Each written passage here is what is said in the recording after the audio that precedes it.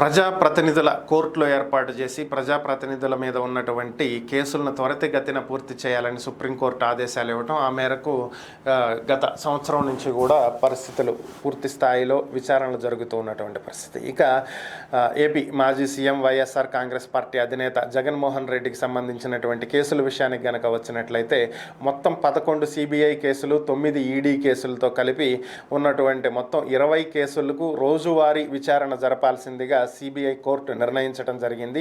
రేపటి నుంచి ఈ కేసులు రోజువారీ విచారణ జరిగేటువంటి అవకాశం ఉన్నట్లుగా తెలుస్తుంది. మరి జగన్మోహన్ రెడ్డి గతంలో శుక్రవారం కోర్టుకి హాజరవుతూ ఉండేవాళ్ళు. 2019 తరువాత ఆయన ముఖ్యమంత్రిగా బాధ్యతలు చేపట్టిన దగ్గర నుంచి వ్యక్తిగత హాజరు మినహాయింపు కోరటం జరిగింది. మరి ప్రస్తుతం రోజువారీ విచారణను చేపట్టబోతున్నటువంటి నేపథ్యంలో మరి కోర్టుకి హాజరవుతారా లేదా అనేది అయితే తెలియాల్సి ఉంది.